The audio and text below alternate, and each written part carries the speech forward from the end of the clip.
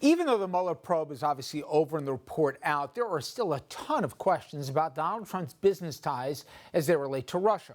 The Wall Street Journal reporting that Deutsche Bank, JP Morgan, Citigroup, and a host of other major financial institutions have recently handed over thousands of pages of documents to congressional Democrats. The Journal saying that even more information relating to Russia is sure to follow.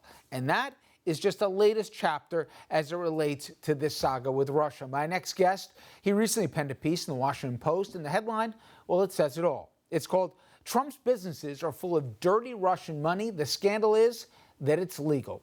Craig Unger, the author of that article, and he also wrote "House of Trump, House of Putin, The Untold Story of Donald Trump and the Russian Mafia." He joins us now. Craig, thanks for a few. Thanks for having me, Richard. Well, first explain what the AG's office was looking at when it basically compelled these banks to turn over documents relating to Russian money and the president. Well, I think this is a new era of transnational crime. And if you go back to the fall of the Soviet Union, there's been well over $1.3 trillion in flight capital from Russia. Russia is a mafia state. That money comes from crime, from the Russian mafia, from the Russian oligarchs who grew out of the mafia. And it needs to be laundered to get into the Western banking system. And there are many ways for that to happen. One way is through real estate. It's a terrific way to launder money. Another is through banks who are willing to bend the rules. And famously, Deutsche Bank has been accused of laundering billions and billions for the Russians as well.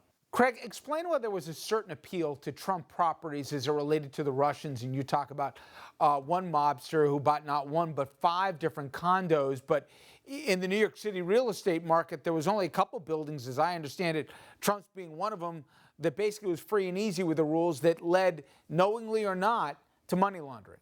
Absolutely. The first episode I was able to track down went back 35 years ago to 1984, and a man named David Bogadin, who was part of the Russian mafia, went into Trump Tower. It had just been built. It was the glitziest building in New York, if not the world back then, and everyone wanted to live there. And he came in with $6 million in cash. That's the equivalent of about 15 million today, and he said, "I'll take five condominiums."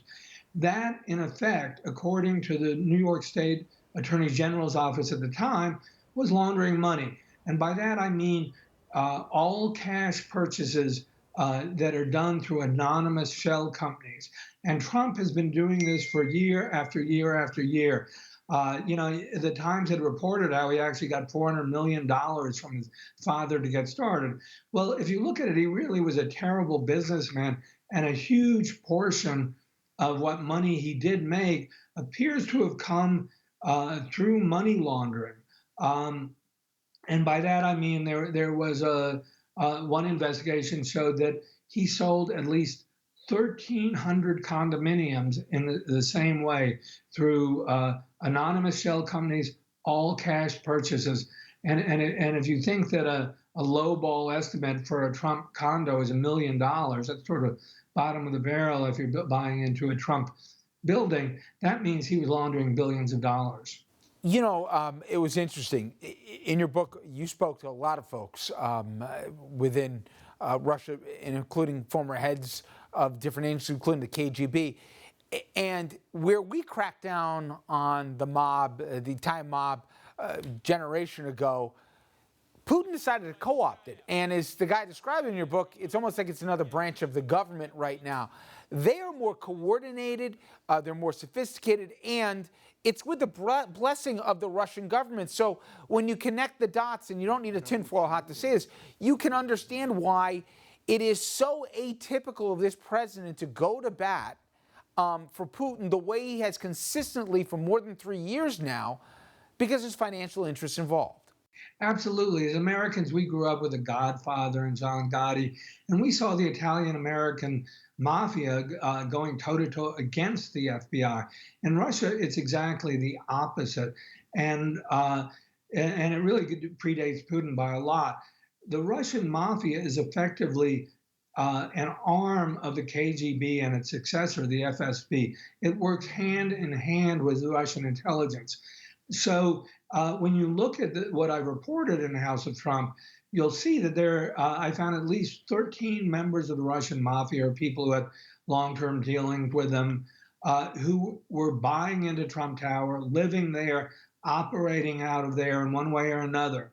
And they are effectively agents for Russian intelligence.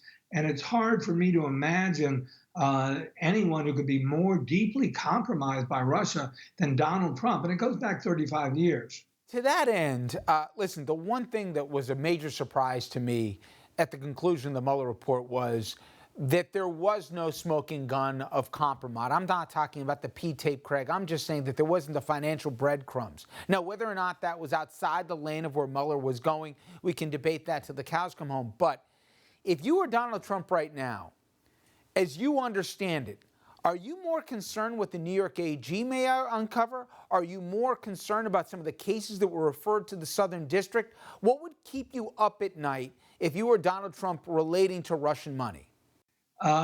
Trump would probably be more worried about the New York AG. I mean, when he put William Barr in as Attorney General of the United States, he was putting in a cleanup man, a man to make sure that these prosecutions were shut down. And if you look at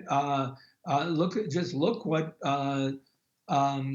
Barr did with Robert Mueller, who used to be a close friend of his. He completely distorted Mueller's findings. They have not been entirely released. And I think a lot of people forget that Robert Mueller's mandate was twofold. It was to look into criminal prosecutions, and we've seen a lot of reporting on that, and a lot of that has been released. But the other part of it was national security, and that would go to whether Donald Trump was compromised. And there's just one paragraph in the Mueller report in which he said he referred all those findings to the FBI. And the question now is, has Robert Barr shut those investigations down? Are they being pursued or not? And insofar as William Barr has power over that, I'm very, very pessimistic. As I say, stay tuned.